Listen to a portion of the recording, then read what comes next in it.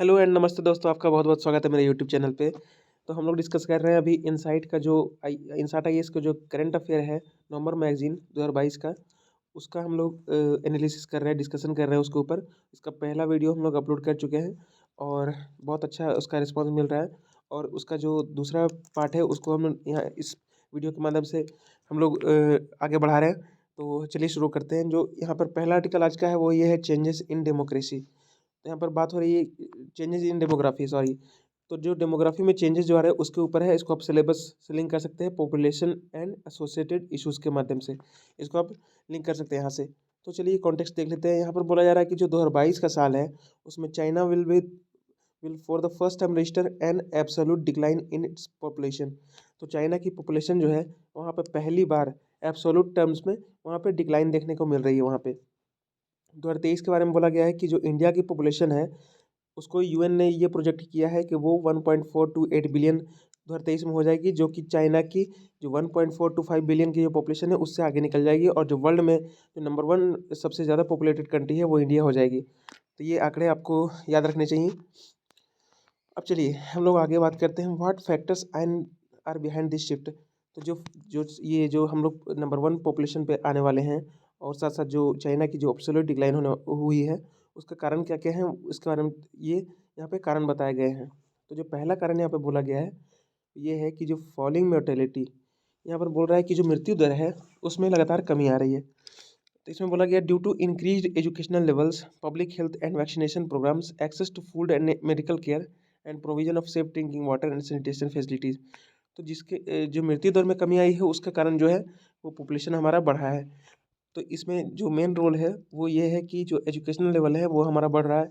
साथ साथ जो पब्लिक हेल्थ के जो पब्लिक हेल्थ है उसका एक्सेस लोगों के पास बढ़ रहा है। साथ साथ जो वैक्सीनेशन प्रोग्राम्स हैं वेरियस डिजीज़ के लिए, जैसे कि डायबिटीज़, टीबी, डायरिया और भी तरह के जैसे कि कोरोना। तो इन वैक्सीनेशन का प्रोग्राम्स इंद्रधनुष प्रोग्राम है हमारा। तो उसके चलते जो है वो हमारी जो मोर्टेलिटी रेट है वो घटी है।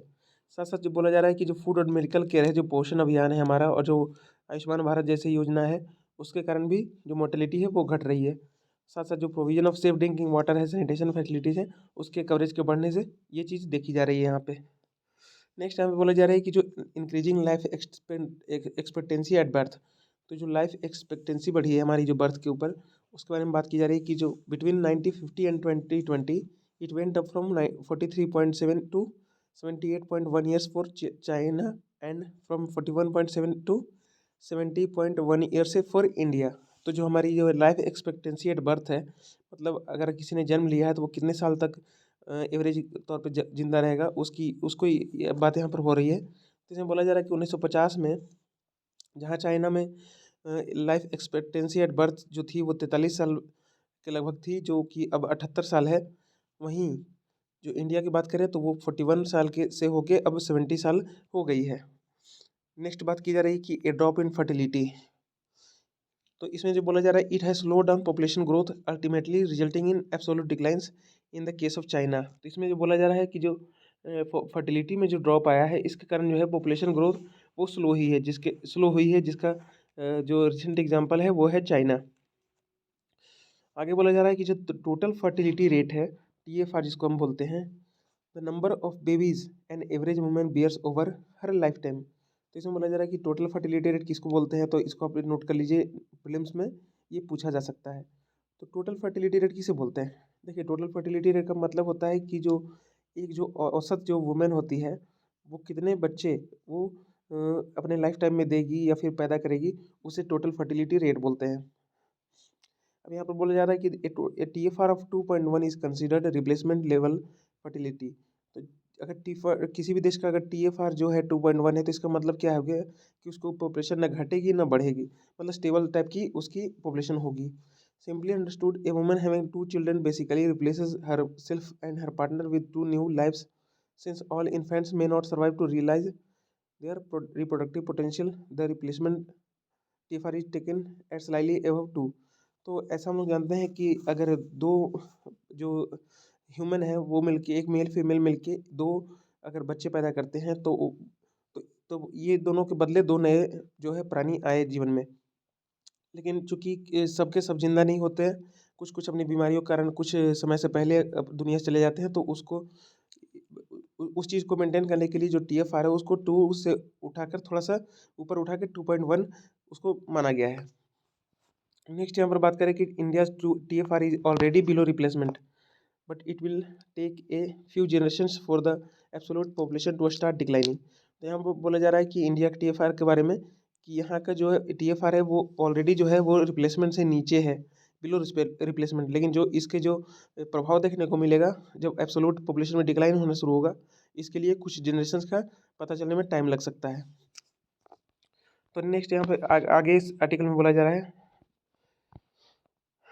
तो यहाँ पर देखिए यहाँ एक चार्ट दिया हुआ है जिसमें लिखा हुआ है कि chart 1 shows how sharply the TFR has fallen for India in the last 3 decades.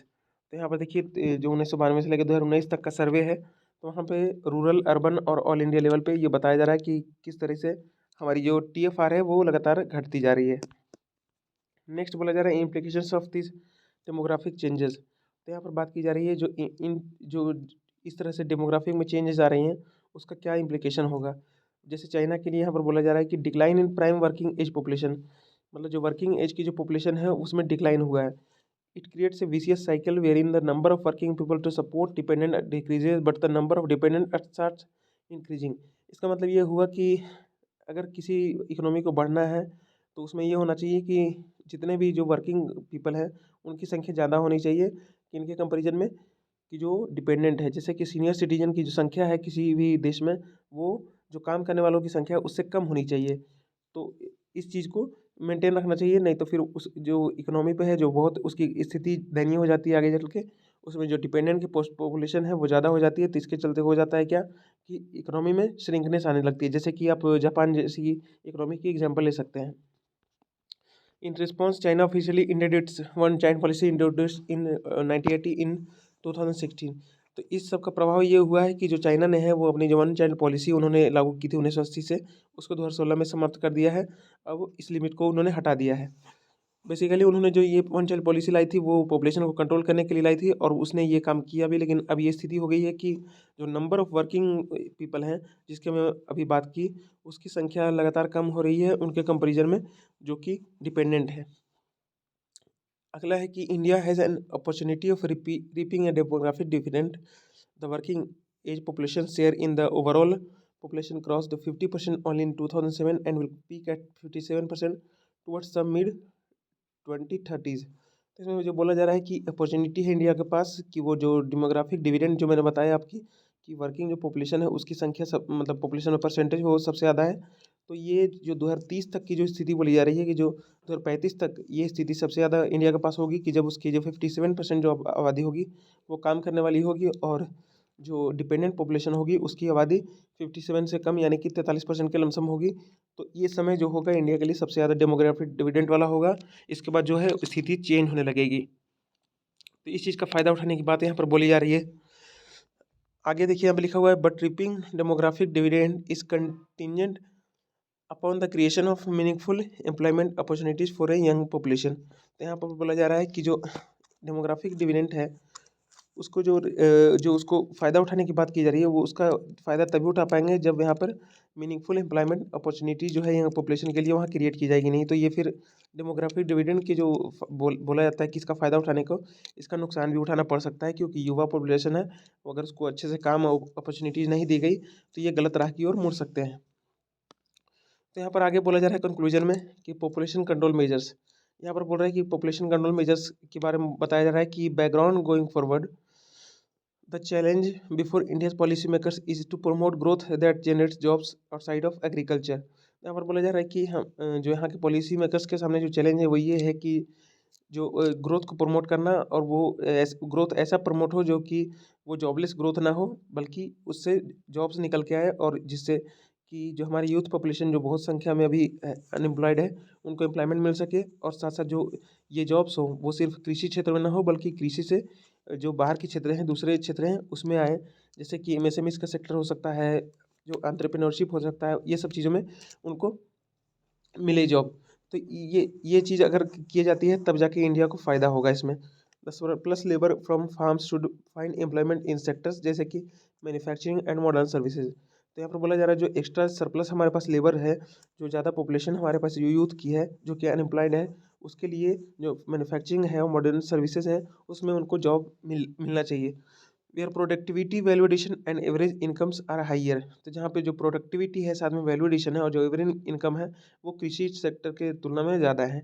In the absence of such structural transformation the demographic dividend could will turn into A demographic nightmare. तो यहाँ पर जो मैंने बात आपको बोली थी कि जो डेमोग्राफिक डिविडेंड का फायदा अगर नहीं उठाया गया तो वो डेमोग्राफिक डिजास्टर भी बन सकता है या फिर डेमोग्राफिक नाइटमेयर बन सकता है, क्योंकि अगर अगर युवाओं को काम नहीं मिला तो वो गलत धारा से भी जुड़ सकते हैं। नेक्स्ट यहाँ पे बोला जा रहा है कि नेक्स्ट जो हमारा जो अगला आर्टिकल है वो ये है, what is the science behind volcanic eruptions. तो यहाँ पर वॉल्केनिक इरप्शंस के पीछे जो साइंस है उसके बारे में बात की जा रही है।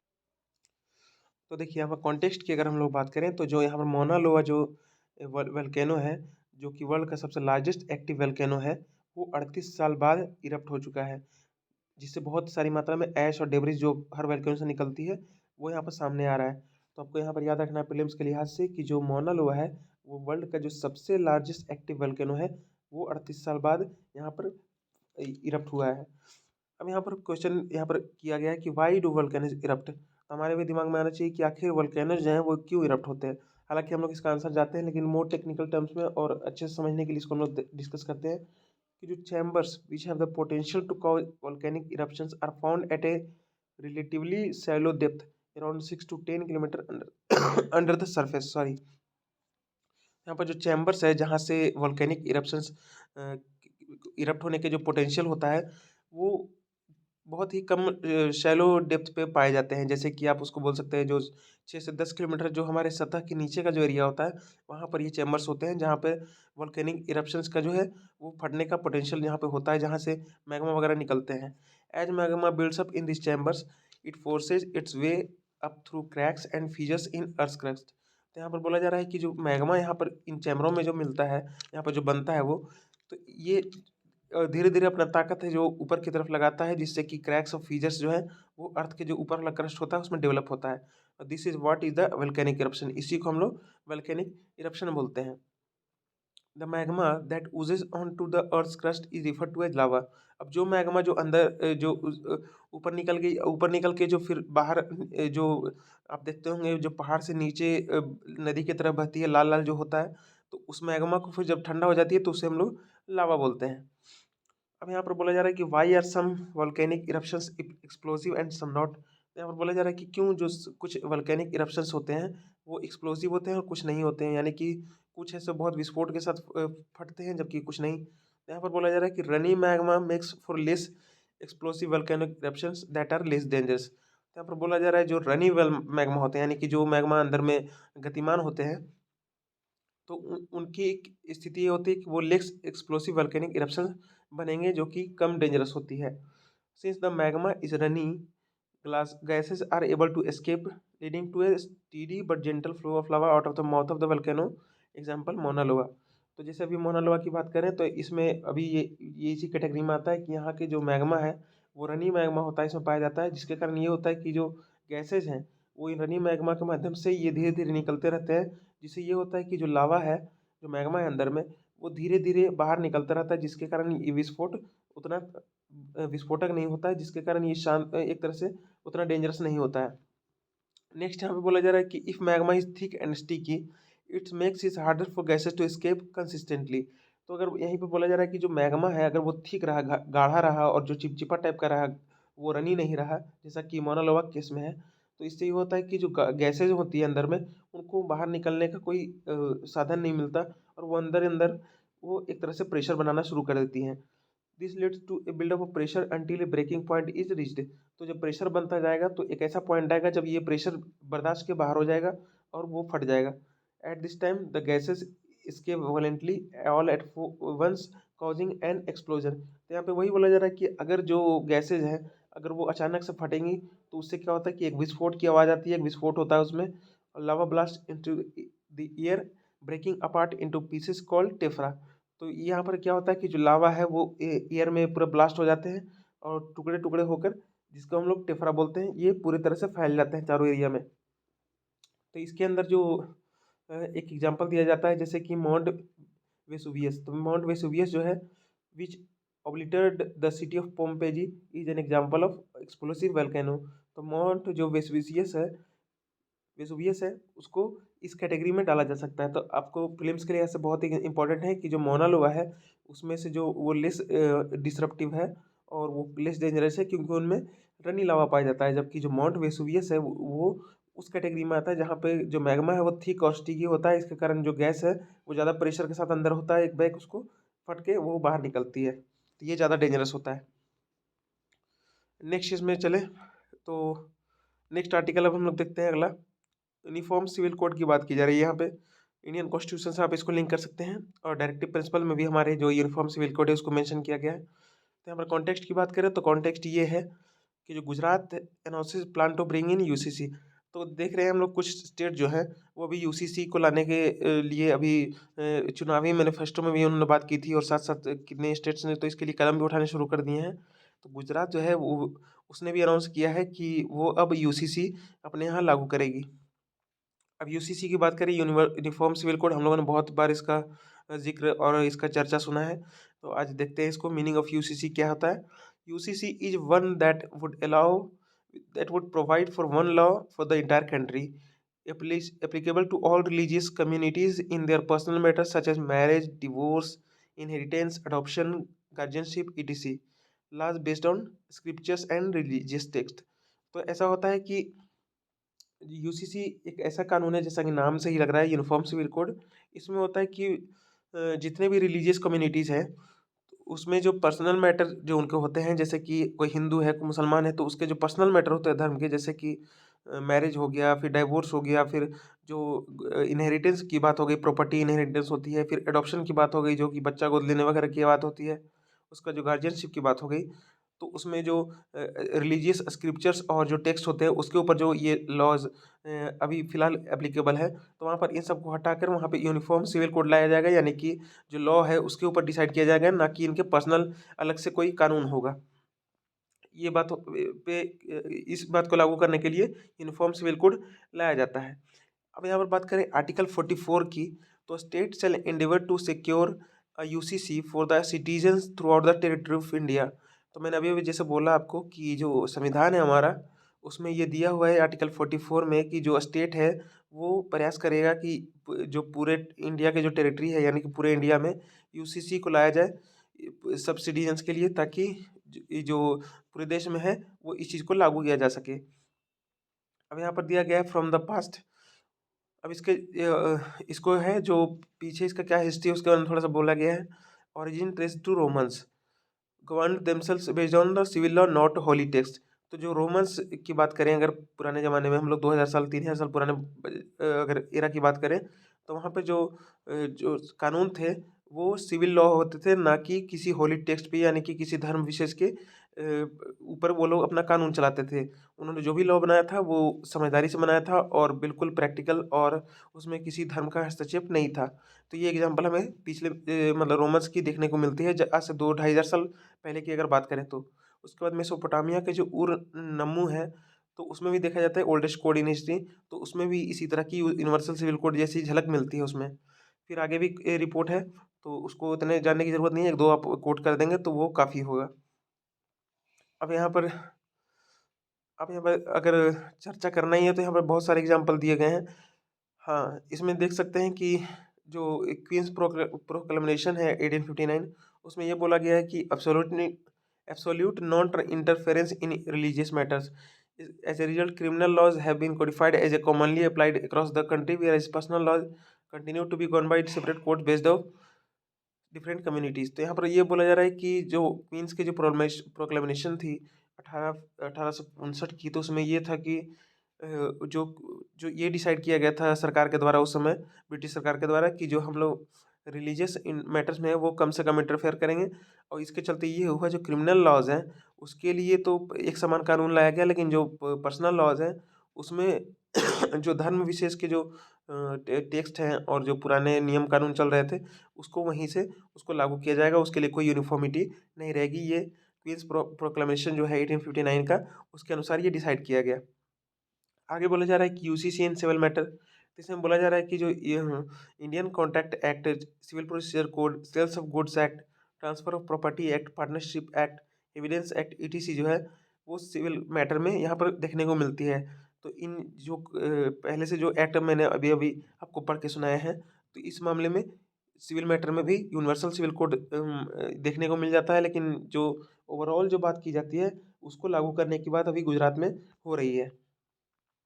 As states that have made amendments to these acts, there is diversity within the secular civil laws as well. तो यहाँ पर बोले जा रहे हैं कि जो बहुत सारे स्टेट्स जो हैं वो इन एक्ट्स के लिए जो है वो अमेंडमेंट्स कर रहे हैं, लेकिन उसमें क्या देखा जा रहा है कि उसमें भी जो सेकुलर सिविल लॉज है उसमें डाइवर्सिटी देखने को मिल रही है। तो एक पैन इंडिया लेवल पर जो समान कानून अगर लाया जाए तो वो उस सब जगह की यूनिफॉर्मिटी को इंश्योर करेगा, और अगर अलग अलग स्टेट इसमें लाते हैं तो उसके लॉज में थोड़े डिफरेंसेस देखने को मिल सकते हैं एक स्टेट से दूसरे स्टेट में। तो इस चीज़ की यहाँ पर बात हो रही है। अब यहाँ पर दिया जा रहा है कि is India ready for UCC. तो ये इंटरव्यू में भी क्वेश्चन बन सकता है और बहुत ही पोटेंशियल क्वेश्चन है मेंस के लिए। तो यहाँ पर ये बोला जा रहा है क्या इंडिया जो यूसीसी के लिए तैयार है, क्या यहाँ यूसीसी लागू करना चाहिए। तो यहाँ पर पहला पॉइंट जो इसके लिए बोला जा रहा है कि need for uniformity of laws and ease of administration. तो यहाँ पर बोला जा रहा है कि जो लॉज है उसकी यूनिफॉर्मिटी के लिए ज़रूरी है, और साथ साथ जो एडमिनिस्ट्रेशन अच्छे से चल सके, स्मूथली चल सके, बिना किसी ज़्यादा दिक्कत के चल सके, तो उसके लिए यूसीसी है जो बहुत ही ज़्यादा ज़रूरी है। तो अक्सर हम लोग देखते हैं कि एक स्टेट से दूसरे स्टेट में जो पर्सनल लॉज हैं या फिर कोई स्टेट यूसीसी अपने लेवल पे बना रहा है, जैसे गुजरात है, उत्तराखंड है, मध्य प्रदेश है, तो वो लोग अगर अपने दम पे बनाते हैं तो इससे क्या होगा कि पूरे देश में अलग अलग यूसीसी देखने को मिल जाएगा। लेकिन अगर इंडिया इसके लिए एक कानून बनाती है तो उससे क्या होगा कि सब जगह यूनिफॉर्मिटी ऑफ लॉज हो जाएगी, और साथ साथ जो एडमिनिस्ट्रेशन को भी है इसमें ज़्यादा दिक्कत नहीं होगा। नेक्स्ट यहाँ पर बोला जा रहा है कि uplift women who are being subjugated by archaic religious laws. तो हम जानते हैं कि हमारे जो रिलीजियस लॉज हो चाहे किसी भी धर्म के हों, अधिकतर वो वुमेन के फेवर में नहीं है। उसमें क्या होता है कि वुमेन के ऊपर जो मेल है उनको ज़्यादा डोमिनेंट रखा जाता है और उनको ज़्यादा वैल्यू दिया जाता है, जबकि जो मॉडर्न जो विचार हैं उसके अनुसार जो होना चाहिए वो वुमेन को समान अधिकार मिलने चाहिए। तो इस चीज़ को अगर दूर करना है तो उसके लिए हमें यूसीसी की ज़रूरत है। नेक्स्ट बात करें तो जो justice to oppressed religious communities who are discriminated with religious sanction. तो यहाँ पर जैसे हम लोग इस चीज़ में जो बोली जा रही है बात, उसमें हम जाति प्रथा का उदाहरण ले सकते हैं कि कितने लोग जाति प्रथा को है वो रिलीजियस के बेसिस पे और जो पुराने परंपराओं के बेसिस पे और पुराने जो संस्कृति है उसके बेसिस पे ये कहते हैं कि नहीं, जो जाति प्रथा है वो बिल्कुल सही है, कुछ कास्ट जो है ना वो नीचे हैं, कुछ कास्ट ऊपर हैं। तो उसमें इस चीज़ को देखा जाता है, तो अगर यूसीसी लाते हैं तो इन चीज़ों को दूर किया जा सकेगा जिसमें समानता होगी सब चीज़ पे। चौथा है यहाँ पर bias in personal laws of every faith in India. तो यहाँ पर बोला जा रहा है कि जो पर्सनल लॉज हैं जो अलग अलग संप्रदायों के हैं, अलग अलग धर्मों के हैं, उनके जो पर्सनल लॉज हैं उसमें बायसनेस देखो मिलती है। Unequal succession laws of almost all faith irrespective of how different the religious practices are. तो यहाँ पर बोला जा रहा है कि अलग अलग जो सक्सेशन लॉज हैं, जितने भी संप्रदाय और धर्म है हमारे यहाँ, उसके चलते यहाँ पे जो बहुत ही ज़्यादा एडमिनिस्ट्रेशन में जो है वो दिक्कत आती है, और उसमें बायसनेस भी देखने को मिलती है। नेक्स्ट बोला जा रहा है जो Goa UCC working effectively despite population diversity. अब यहाँ पर देखा जा रहा है कि अगर यूसीसी न लागू किया जाए तो ज़्यादा बढ़िया होगा, कुछ लोग तर्क देते हैं, क्योंकि भारत की जो पॉपुलेशन है वो डाइवर्स है, इतनी डाइवर्सिटी कहीं नहीं देखने को मिलती, तो हमें कॉपी नहीं करना चाहिए किसी दूसरे देश का। तो ऐसी बात है तो फिर गोवा का एग्जाम्पल दिया जाता है कि वहाँ पर भी तो डाइवर्सिटी है, लेकिन वहाँ पे जो है यूसीसी है जो वो कब से शुरू से ही लागू है और वो अच्छा काम कर रही है वहाँ पे, तो पूरे देश में भी इसको लागू कर सकते हैं। नेक्स्ट यहाँ पे बोला जा रहा है जो many Islamic countries have reformed personal laws to suit the ideas of the time. अब यहाँ पर ये बोला जा रहा है कि जो बहुत सारे इस्लामिक देश हैं उन्होंने अपने पर्सनल लॉज को रिफॉर्म किया है, उसमें सुधार लाया है, ताकि जो अभी के ज़रूरत के हिसाब से उसमें सुधार लाया है, ताकि इसमें किसी तरह की दिक्कत ना आए और आधुनिकता को बढ़ावा दिया जाए, समानता को बढ़ावा दिया जाए। जैसे कि यहाँ पर एग्जाम्पल दिया जा रहा है कि Turkey has abolish polygamy, Jordan and Egypt have banned triple तलाक। तो जो टर्की का एग्जाम्पल दिया जाता है कि वहाँ पे बहुविवाह जो है वो बैन कर दिया गया है, यानी कि जो एक पुरुष है वो एक से ज़्यादा लड़की से विवाह नहीं कर सकता। साथ साथ यहाँ पर जो जॉर्डन इजिप्ट का भी एग्जाम्पल है जहाँ पर ट्रिपल तलाक को बैन कर दिया गया है। अगला है यहाँ पर कुछ जो 7 पॉइंट है वो ये है कि वेस्टर्न डेमोक्रेसीज फॉलो ए कॉमन सिविल कोड। अब यहाँ पर जब हम लोग विकसित देशों की बात करते हैं तो उसमें वेस्टर्न डेमोक्रेसीज को हम लोग अक्सर इमेजिन करते हैं कि ये लोग मॉडर्न हैं और बिल्कुल खुले विचारों के हैं और इसी कारण विकसित भी है। तो उसको उनकी अगर उनके कानून में क्या है तो वहाँ पर बात करते हैं तो वहाँ पर अधिकतर देशों में आपको कॉमन सिविल कोड देखने को मिलता है। अब यहाँ पर देखिए, यहाँ पर ये भी चीज़ उठाया गया कि वाई रिस्की। यहाँ पर कह रहा है कि ये चीज़ को लागू करना बहुत रिस्की है। कैसे? तो यहाँ पर बोल रहा है कि concerns of misuse by religious forces. तो ऐसा इसलिए क्योंकि कुछ लोग सोचते हैं कि जो कुछ धार्मिक जो लीडर्स हैं और जो कट्टरपंथ या फिर एक्सट्रीमिस्ट को बढ़ावा देते हैं, जो कि अपने विचारों में संकीर्ण हैं, वो ये कहते हैं कि अगर यूसीसी लागू हुआ तो ये हमारे धर्म या फिर संप्रदाय पे ये एक तरह से खतरा है और ये हमें एक तरह से आइसोलेट करने की या फिर हमें कमज़ोर करने की और हमारी आज़ादी छीनने की ये एक कोशिश है। तो उससे ये हो सकता है कि ये लोग अपने जो इन्फ्लुएंस है उसको बढ़ाकर उस लोगों को बुरे तरीके से प्रभावित करके समाज में अनरेस्ट को ला सकते हैं। तो ये कंसर्न है। नेक्स्ट है सेकंड जो कंसर्न है वो ये है कि मिस इंटरप्रिटेशन बाय पॉलिटिशियंस। तो हम जानते हैं कि पॉलिटिशियंस जो है अधिकतर वोट बैंक के लिए काम करते हैं। तो अगर यूसीसी पर भी उनके विचार जो है आप अखबारों में देखेंगे तो उसमें अलग अलग जो पॉलिटिशियंस होते हैं उनके अलग अलग अपने विचार होते हैं। तो इसके चलते ये होता है कि कुछ लोग अपने वोट बैंक के चलते ऐसे सब बयान देते हैं किसी भी टॉपिक के बारे में कि उससे होता है कि एक तरह से जो खिलाफ वाले लोग होते हैं और पक्ष वाले लोग होते हैं दोनों में बहुत संघर्ष होने लगता है। तो उस चीज़ के चलते इसको रिस्की माना जा रहा है। अब वे हेड की बात करें तो यहाँ पर बोल रहा है कि build consensus by bringing together experts from all communities and faiths together to draw the best from the respective traditions and practices. तो यहाँ पे यही बोला जा रहा है कि सभी तरह के जो एक्सपर्ट्स हैं सभी धर्मों के और सभी जो समुदाय हैं उनके जो एक्सपर्ट्स हैं जो लीडर्स हैं उनको साथ बुला के उनसे उनसे मिल के बातचीत करके उनसे कंसेंसस बनाया जाए इस मामले पे और उनको इसके अच्छाइयों के बारे में बताया जाए और जो फ़िलहाल के जो पर्सनल लॉज़ हैं उसके खामियों को जो उसमें कमी है उसमें जो उसको दूर किया जा सकता है, जो यूसीसी को लाकर दूर किया जा सकता है और यूसीसी के जो लाने के जो बहुत सारे फ़ायदे हैं और इसके जो सक्सेसफुल एग्ज़ाम्पल्स हैं उसके बारे में बताया जाए, ताकि ये हो कि ये लोग तैयार हो जाएँ और अपने-अपने जो कम्युनिटी के जो लोग हैं, उनको समझा सकें इस बारे में। तो इससे ये होगा कि बहुत आसानी से इसको लागू किया जा सकेगा और इसका फ़ायदा पूरे देश को होगा। अब यहाँ पर लिखा जा रहा है कि such a code should be made applicable to modern times. तो यही बोला जा रहा है कि जो नया कानून होगा वो आजकल के टाइम के अनुसार होगा, आज की ज़रूरत के अनुसार होगा। तो ये हमने पूरा आर्टिकल यूसीसी के बारे में डिस्कस किया। नेक्स्ट यहाँ पे बोला जा रहा है कॉन्स्टिट्यूशन डे। तो कॉन्स्टिट्यूशन डे की बात करते हैं तो यहाँ पर देखिए जो कॉन्टेक्स्ट क्या है कि the constitution of India was adopted by the constituent assembly on November 26 1949 for we the people of India. इसमें ये बोला जा रहा है कि जो हमारा कॉन्स्टिट्यूशन ऑफ इंडिया है, हमारा जो संविधान है, उसको कॉन्स्टिट्यूएंट असेंबली जो हमारी जो संविधान सभा थी, उसने 26 नवंबर 1949 को हमारे संविधान को अडॉप्ट किया था। तो इस चीज़ को ध्यान रखिएगा क्योंकि हम लोग से अक्सर मिस्टेक हो जाती है कि जो अडॉप्टेशन है और जो लागू करने के दिन है उसको हम लोग कन्फ्यूज कर जाते हैं। तो उम्मीद करता हूँ कि आप तो ऐसे नहीं करिएगा क्योंकि हम लोग इस चीज़ को बहुत बार पढ़ चुके हैं। तो इसलिए आप ध्यान रखिएगा जो अडॉप्टेशन की बात आएगी तो हम लोग बस जस्ट रिमाइंडर कि वो 26 ऑफ 1949 ही होगी। कई बार हम लोग ऐसा होता है कि जल्दबाजी में एक्साइटमेंट में क्वेश्चन देखते ही ऐसा लगता है कि जैसे हम तो इसका आंसर जानते ही है और उसमें जल्दबाजी में हम लोग गलत टिक करके आ जाते हैं। जैसे कि यहाँ पर 26 नवंबर 1949 की जगह 1950 रहेगा, तो वो हम लोग अगर पहला नंबर पे वो ऑप्शन रहता तो हम लोग अचानक से उसको गलती कर देते हैं, बाद में पछताते हैं।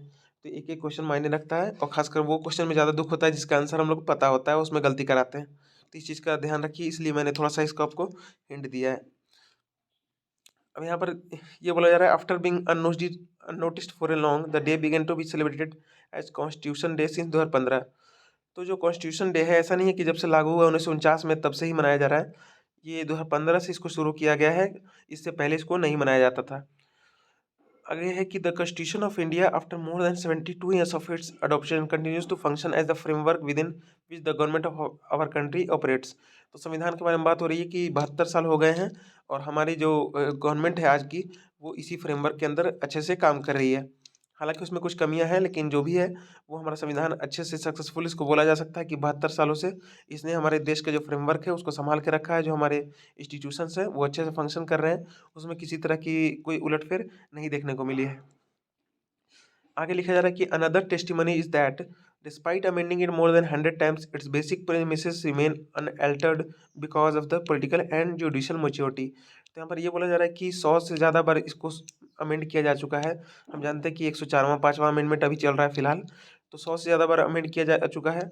और इसके बावजूद जो इसके बेसिक जो प्रीमिसेस है वो अभी भी अनचेंज है, यानी कि जो बेसिक इसके मूल भावना है वो अभी भी अनचेंज अभी भी अनचेंज है। इसका जो मेन कारण है वो ये है, हमारा जो पॉलिटिकल और जुडिशियल मैच्योरिटी है उसको यहाँ पर इसका श्रेय दिया जा सकता है कि हमारे जो नेता थे और जो अभी फ़िलहाल है उन्होंने इस चीज़ को समझा और इसमें जो बेसिक जो हमारे संविधान की जो भावना थी उसको उन्होंने अल्टर नहीं किया।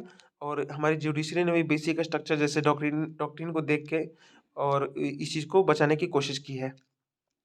नेक्स्ट हम लोग चलते हैं, तो यहाँ पर बोला जा रहा है कि an enduring constitution is a rare phenomenon and acts as the soul of a nation or the defining identity of a country। तो यहाँ पर बोला जा रहा है कि जो एक enduring constitution एक बहुत ही रेयर फेनोमेनन है और ये जो पूरा देश है उसके सोल के तौर पे काम करती है, या फिर इसको बोल सकते हैं कि जो कंट्री की जो डिफाइनिंग आइडेंटिटी है वो बन चुकी होती है। तो यहाँ पर वही बोला जा रहा है कि कॉन्स्टिट्यूशन का बहुत बड़ा रोल होता है क्योंकि इस पे पूरे की पूरी देश का जो सिस्टम है, जो व्यवस्था है वो टिकी होती है।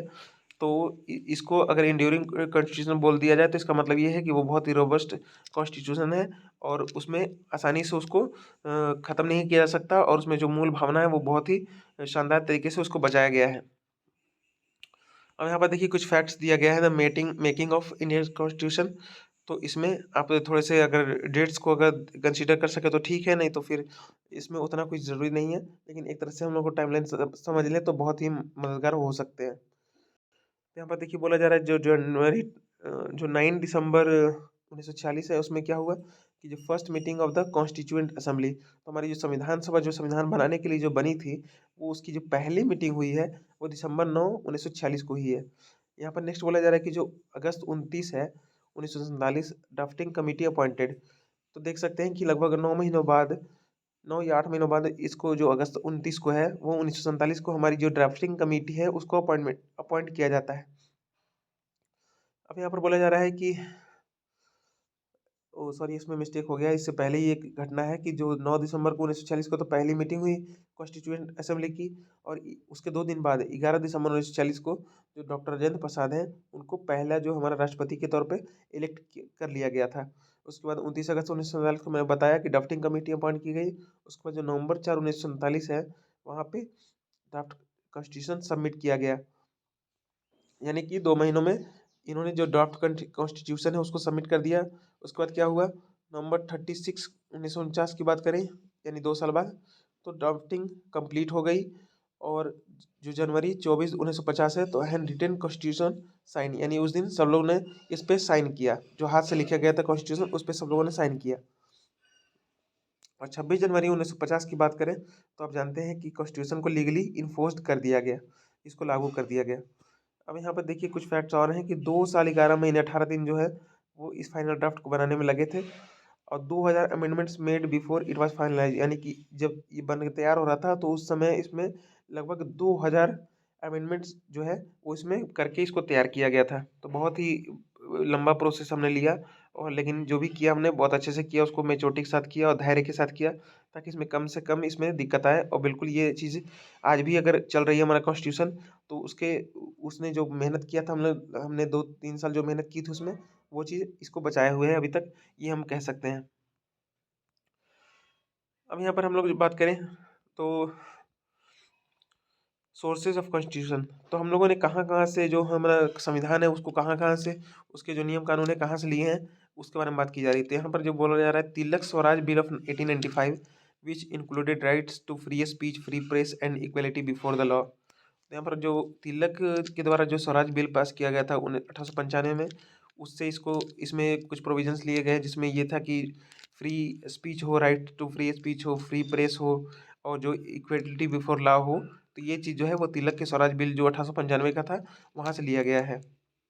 अगला है कि declaration of rights of 1918 where the Indian National Congress demanded that civil and political rights include the right to life and liberty, freedom of press and association, and for all this to be included in the Government of India Act 1919।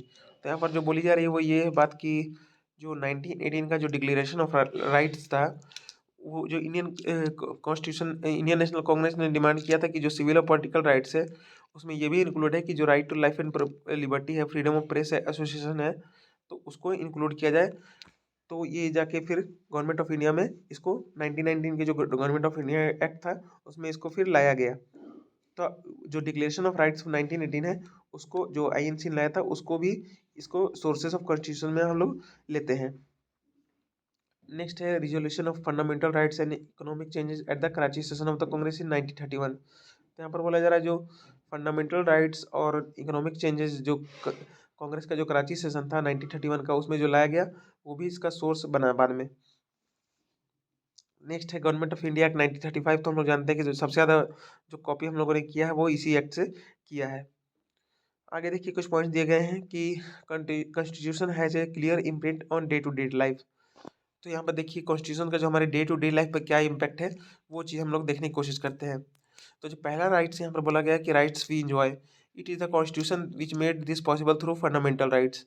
तो हमारा जो fundamental right है वो सबसे basic law हमारा जो मूलभूत अधिकार है उसको किसी भी मतलब अगर सर्टेन सर्कमस्टांसेस और कुछ एक्सेप्शन को छोड़ दिया जाए तो फंडामेंटल राइट को कोई हमें से छीन नहीं सकता। तो जो उसका प्रभाव है हम लोग डेली लाइफ में देख सकते हैं। तो हमारे फंडामेंटल राइट में जो राइट टू लाइफ है, जो राइट टू प्राइवेसी है, और जो साथ साथ जो right to freedom, freedom of expression है, और बहुत सारी जो चीज़ें हैं, राइट अगेंस्ट एक्सप्लॉइटेशन है, तो इन चीज़ों के बारे में बात की जा रही है। Right to freedom of press है, तो ये सारी चीज़ें जो हैं वो इसमें बात की जा रही है। अगला है फ्रीडम ऑफ मूवमेंट, कि कहीं भी आने जाने के जो हमें आज़ादी है वो कॉन्स्टिट्यूशन नहीं दी हमें। फ्रीडम ऑफ एक्सप्रेशन की बात करें यानी हमें अपनी बात रखने का जो अधिकार है। नेक्स्ट है freedom to choose a calling of our liking, तो इस चीज़ की बात हो रही है कि हम अपनी पसंद के का काम है वो कर सकते हैं। Freedom to buy sell and carry on any trade, किसी भी तरीके का जो हम लोग ट्रेड है वो इसको हम कर सकते हैं। Freedom to wear garments of our choice, हम अपने पसंद के कपड़े पहन सकते हैं। तो इन सब चीज़ों को हम ये देख सकते हैं, इन सब चीज़ों को कि हम लोग डेली की लाइफ में करते हैं, और इसका जो डायरेक्ट जो स्रोत है, जो प्रोटेक्शन देता है, वो हमें कॉन्स्टिट्यूशन ऑफ इंडिया देता है। नेक्स्ट है all this freedoms emanate from the constitution in the form of fundamental rights. तो जितने भी इन्होंने गिनाए हैं तो वो सब है जो फंडामेंटल राइट है वो उस रूप में कॉन्स्टिट्यूशन में इंश्राइंड है, और वहीं से ये लोग जो हम लोग जो जो इन चीज़ों को डिस्कस किया उसकी पावर हम लोग लेते हैं। नेक्स्ट है यहाँ पे जो बात की जा रही है वीकनेस ऑफ द कॉन्स्टिट्यूशन। अब यहाँ पे देखिए कुछ और दिया गया है सोर्सेज ऑफ कॉन्स्टिट्यूशन के नाम पे, तो हम लोग देख लेते हैं कि यहाँ पे देखिए जीओआई एक्ट 1935 से क्या लिया है, यूएस से क्या लिया है, फ्रेंच से क्या लिया है, ब्रिटिश से क्या लिया है।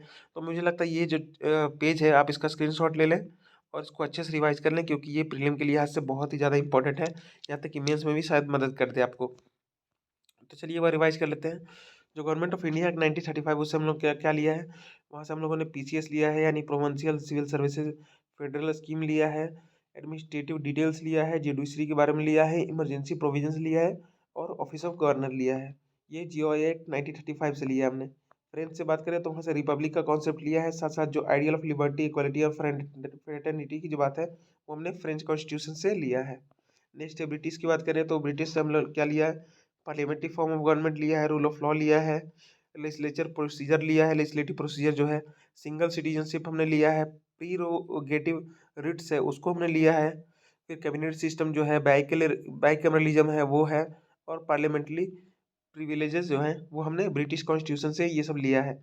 यूएस से बात करें तो यूएस से हमने फंडामेंटल राइट्स लिए हैं, जुडिशियल रिव्यू लिए हैं, इंडिपेंडेंस ऑफ जुडिशरी लिया है, post of vice president, impeachment of president, removal of SC and HC जजेस जो हैं वो हमने यूएस के कॉन्स्टिट्यूशन से लिया है। अब वीकनेस ऑफ द कॉन्स्टिट्यूशन, तो हर अच्छी चीज़ की कुछ कमजोरियां भी होती है, तो ये हम लोग डिस्कस कर लेते हैं इसको ताकि हमें ओवरऑल इस चीज़ के बारे में पता चल जाए। तो यहाँ पर जो बात की जा रही है कि law is a weak source to bring about change in human thinking and behaviour, just because the constitution declared all Indians as equals, equality does not prevail from the date of such a declaration।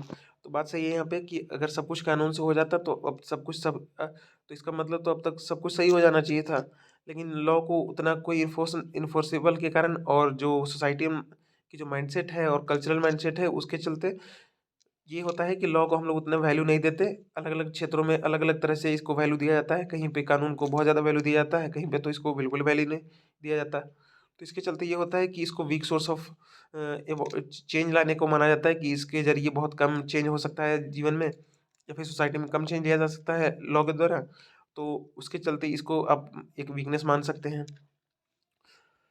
जैसे कि हमारे संविधान की बात करें तो उसमें बोला गया था कि सभी जो भारतीय हैं वो इक्वल हैं। तो इससे ये तो 1950 से ही ये लागू है, 26 जनवरी 1950 से ही लागू है ये चीज़ कि सब लोग बराबर हैं। लेकिन इसको मानता कितने लोग हैं, ये इसका एग्ज़ाम्पल है।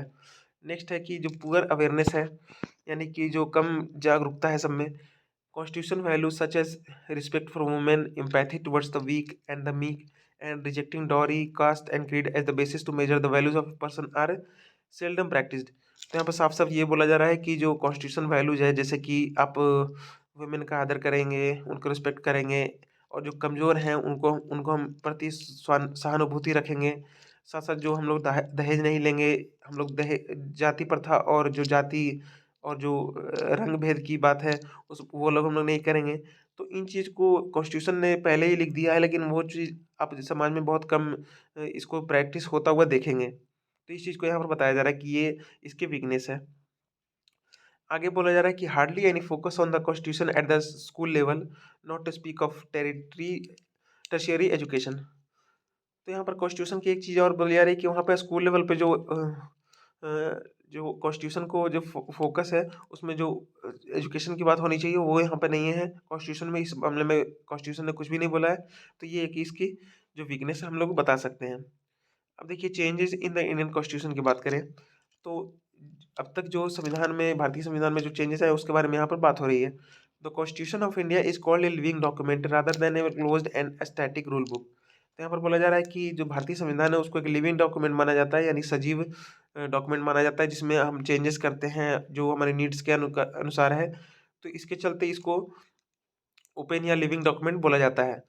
The procedure of amendment in the constitution is laid down in the part 20 article 368 of the Constitution of India to meet the aspirations and the need of the coming generations, but despite amendments to make the much needed changes, the basic principle have remained inviolable। तो यहाँ पर यही बोला जा रहा है कि हमारे जो संविधान है उसमें जो पार्ट 20 है और जो आर्टिकल उसमें के अंदर जो 368 है उसके अंदर ये बोला जा रहा है कि जो आने वाला समय है उसके ज़रूरत को देखते हुए और जो हमारी आकांक्षाएं हैं उसको देखते हुए जो ये डॉक्यूमेंट है, जो संविधान है हमारा, उसको बदला जा सकेगा, उसके प्रोविजंस को बदला जा सकेगा। लेकिन साथ साथ इसमें इस तरह के प्रोविजंस किए गए हैं कि इसके जो बेसिक जो फीचर हैं और जो बेसिक इसकी जो सोल होना चाहिए, जो बेसिक इसके प्रिंसिपल है वो बिना अल्टर किए हुए ये सब चीज़ें होनी चाहिए। नेक्स्ट यहाँ पर ये बोला जा रहा है despite amendments the basic principle remain unchanged. तो यहाँ पर वही बोला जा रहा है कि जो 100 से ज़्यादा अमेंडमेंट हो चुके हैं हमारे कॉन्स्टिट्यूशन में, लेकिन जो बेसिक प्रीमिसेस हैं वो भी अनचेंज है। अब देखते हैं कैसे। The farsightedness of the constituent assembly. तो यहाँ पर दूरदर्शिता की बात हो रही है कि जो हमारे कॉन्स्टिट्यूएंट असेंबली में जो लीडर्स थे तो उनकी दूरदर्शिता के कारण ये संभव हो पाया है।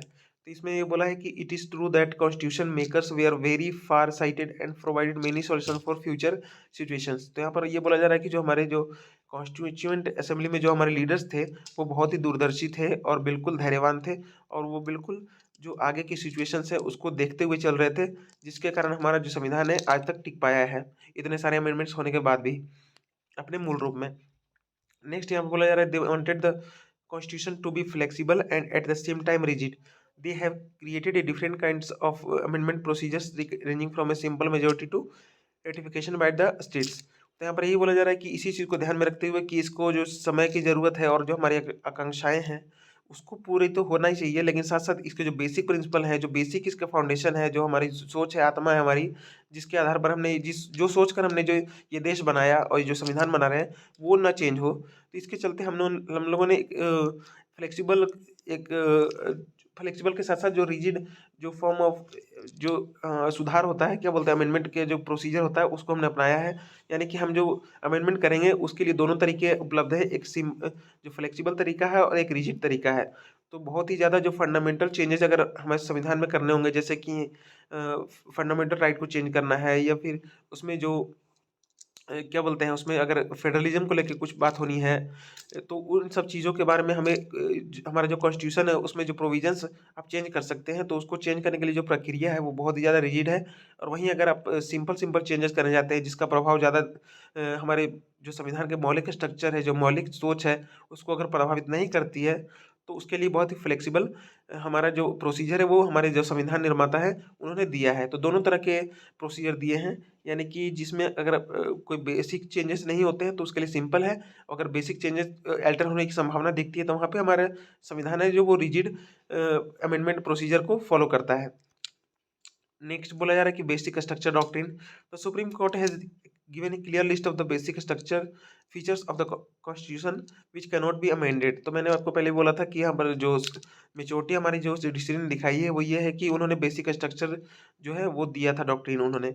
इसमें क्या हुआ था कि उन्होंने साफ साफ ये बोल दिया कि ये जो फीचर्स है कॉन्स्टिट्यूशन के उसको अल्टर नहीं किया जा सकता किसी भी अमेंडमेंट के द्वारा। तो इससे ये हुआ कि हमारा जो कॉन्स्टिट्यूशन है वो और भी ज़्यादा मजबूत हुआ, और इस पे कोई भी अपने जो मनमानी तरीके से अगर कोई बहुत ही पावरफुल अगर लीडर आ गया या फिर बहुत ही ज़्यादा मेजोरिटी में अगर सेंटर में भी और जो हमारे स्टेट से वहाँ पे भी अगर एक ही पार्टी की सरकार बन गई और कोई दल अगर बहुत ज़्यादा मजबूत हो जाए और चाहे कि हम कॉन्स्टिट्यूशन को बिल्कुल अल्टर कर दें, उसको जो जो बेसिक फीचर और जो बेसिक जो हमारे सोच जिसके साथ संविधान को बनाया गया था उसको अल्टर कर दे, तो ये ऐसा नहीं होने देगी। ये इस प्रोविजन को लागू करने के लिए सुप्रीम कोर्ट ने हमारे बेसिक स्ट्रक्चर डॉक्ट्रिन दिया था 1973 में, जो केशवानंद भारती केस था उसके अंदर। तो यहाँ पर देखिए साथ साथ बोला जा रहा है कि the Kesavananda Bharati ruling has set clear limits on parliament's power to amend the constitution which helps in making the basic premises unchangeable. तो जो केशवानंद भारती का जो केस था उसमें जुडिशरी ने लिमिट सेट कर दिया पार्लियामेंट के पावर के ऊपर कि आप कितने आपके पास क्या पावर है किस चीज़ के रिगार्डिंग, कि आप कितने हद तक कॉन्स्टिट्यूशन को है वो चेंज कर सकते हैं। The doctrine of basic structure restrain the authoritarianism of the government. तो वही मैंने बोला कि अगर किसी दल की अगर सरकार इतनी मजबूत हो जाए कि स्टेट में भी वही हो सेंटर में भी वही हो, तो भी वो जो कॉन्स्टिट्यूशन है उसके सारे प्रोविजंस को और खासकर जो बेसिक प्रोविजंस है उसको वो चेंज नहीं कर सकती। ऐसा हमारे सुप्रीम कोर्ट के जजमेंट के बाद हो पाया है संभव।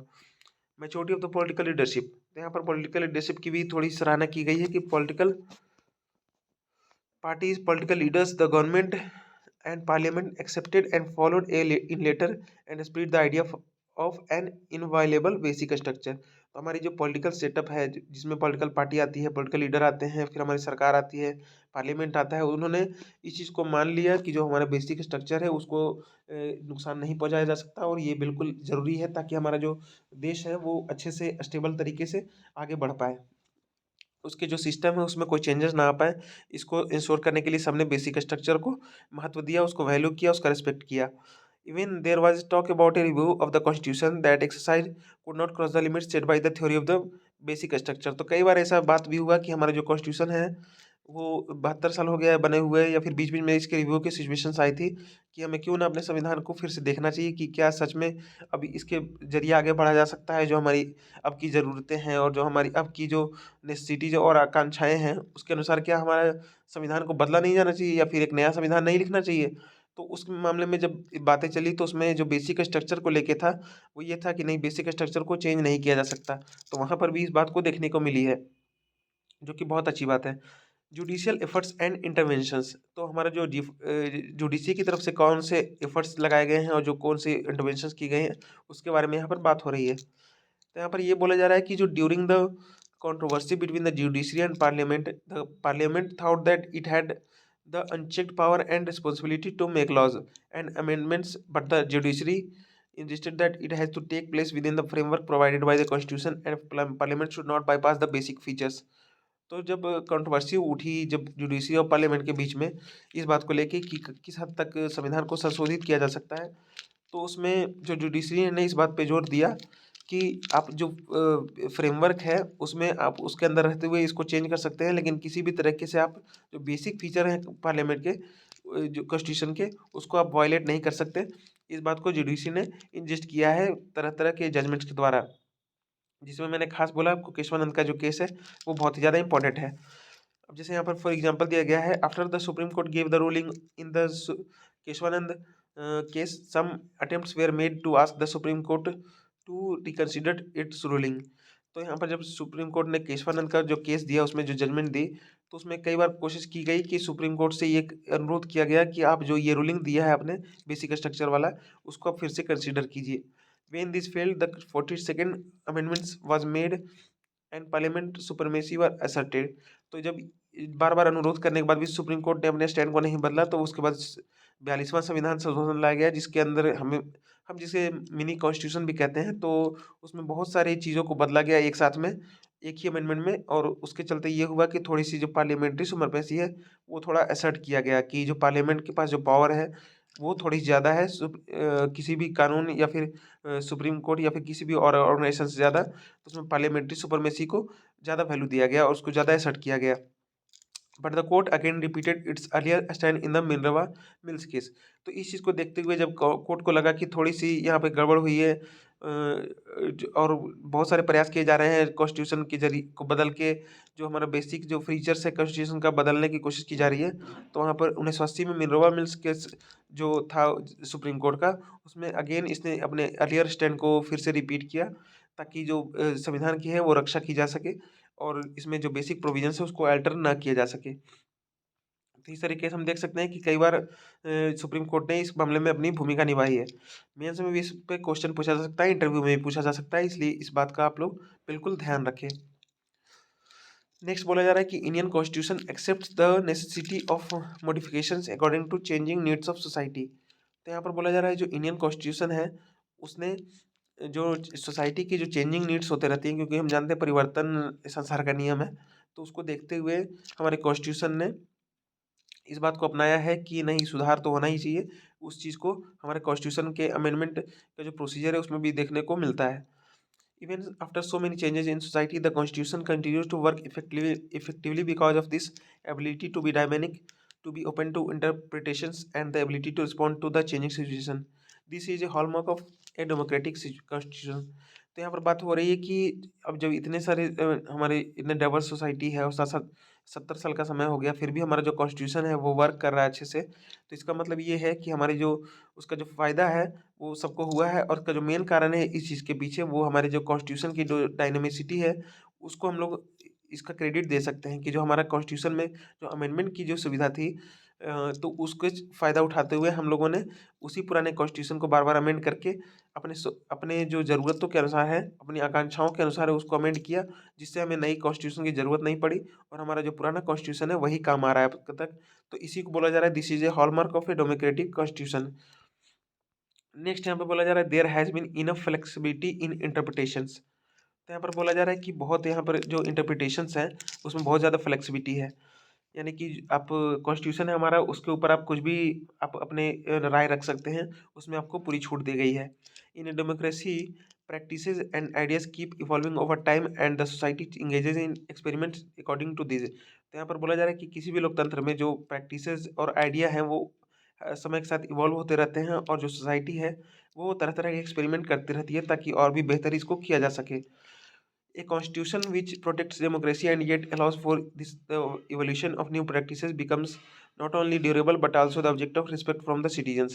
तो सबको एक ऐसा कॉन्स्टिट्यूशन चाहिए जो कि समय के साथ जो बदल भी सके, लेकिन जो मूलभूत आवश्यकताएं हैं जो कभी भी चेंज नहीं हो सकती, उसको वो चेंज भी ना करने दे। तो इस तरह की जब कॉन्स्टिट्यूशन होता है तो उस कॉन्स्टिट्यूशन को सब तरीके से उसको रिस्पेक्ट किया जाता है, उसको प्रोटेक्ट किया जाता है, और इस तरह के कॉन्स्टिट्यूशन आजकल की ज़रूरत भी होती है। तो इस चीज़ को यहाँ पर हाईलाइट किया गया है। नेक्स्ट यहाँ कंक्लूजन की बात हो रही है कि the constitution empowers the people as much as the people empower the constitution. यहाँ पर सीधे सीधे बोला है कि जो संविधान है हमारा वो लोगों को एम्पावर करता है, और उसी तरीके से हमारे जो लोग हैं वो कॉन्स्टिट्यूशन को एम्पावर करते हैं। The framers had realise that no matter how well written and how detail it would have little meaning if it fail to establish a symbiotic bond with the institutions and the people. तो यहाँ पर framers को अच्छे से पता था, जिन्होंने एक संविधान को हमारा बनाया है, तो उनको ये अच्छे से पता था कि चाहे हम कितने भी डिटेल में लिख दें इसको, कितने भी अच्छे तरीके से बिल्कुल लिख दें, लेकिन ये तब तक इसका बहुत ज़्यादा फायदा नहीं होगा जब तक हम जो इसका संबंध है वो कॉमन पीपल से इसको नहीं मिला सकते। इसका जो हमारे कॉमन पीपल हैं उसके दिल में इस कॉन्स्टिट्यूशन के लिए रिस्पेक्ट होनी चाहिए, और वो रिस्पेक्ट तभी आएगी जब वो लोग इस चीज़ को समझेंगे। तो इस चीज़ को ध्यान में रखते हुए जो हमारे मेकर्स है उन लोगों ने इस चीज़ का बहुत अच्छे से ध्यान रखा और वो हमारे जो कॉन्स्टिट्यूशन की जो ड्यूरेबिलिटी है उसके प्रति जो हमारा रिस्पेक्ट है उसमें ये बात जाहिर होती भी है। नेक्स्ट यहाँ पे बोला जा रहा है, it was the foresight intellect and इंजीनिटी of the great man in the constituent assembly that helped succeed in framing a constitution which acceptability has not only grown with each has only grown with each passing generation. तो यहाँ पर उनकी तारीफ़ की गई है, जो हमारे कॉन्स्टिट्यूशन असेंबली में जो हमारे लीडर्स थे उनकी तारीफ़ की गई है कि उनकी जो दूरदर्शिता है, उनके जो ज्ञान है, उनकी जो एक तरह से परिपक्वता है, उसकी सराहना यहाँ पे की गई है कि उन्होंने जो ये सब गुण अपने दिखाए हैं, उसके चलते ये हुआ है कि जो हमारा संविधान है उसकी जो एक्सेप्टेबिलिटी है, यानी कि उसकी जो स्वीकार्यता है, वो हमारी पासिंग ऑन जनरेशन में बढ़ती ही गई है। और इसके चलते क्या है कि हमारा जो संविधान है वो 72 सालों से अभी भी चला आ रहा है और आगे भी चलने की पूरी संभावना है। तो इस आर्टिकल के साथ हम आज के जो डिस्कशन है उसको ख़त्म करना चाहेंगे, क्योंकि टाइम बहुत हो गया है, 1 घंटे का लगभग लेक्चर हो गया है। हम अगले लेक्चर में फिर आगे इससे आगे बढ़ेंगे। और अगर आपको कोई भी सजेशन देना है आपको, तो आपसे रिक्वेस्ट है कि अगर आप चाहें तो लाइक कीजिए, चाहे डिसलाइक कीजिए, लेकिन प्लीज़ आप कमेंट बॉक्स में उसका कारण ज़रूर बताइए कि आपने लाइक क्यों किया और आपने डिसलाइक क्यों किया। क्योंकि इससे होता है कि हमें चीज़ों को समझने में आसानी होती है कि क्या चीज़ हमें इम्प्रूवमेंट करनी चाहिए। क्योंकि आप जानते हैं कि सबके मन में जो होता है वो होता है कि हम बेटर से बेटर कैसे करें। तो हमारे मन में भी ये चीज़ है। तो आप प्लीज़ इस चीज़ को समझिए, और अगर आपको आगे भी वीडियो के नोटिफिकेशन चाहिए तो प्लीज़ हमारे चैनल को सब्सक्राइब करके हमें हेल्प करें। और इसी के साथ हम इस वीडियो को एंड करना चाहेंगे। तो बहुत बहुत धन्यवाद आपका, और इसी के साथ गुड बाय एंड जय हिंद दोस्तों।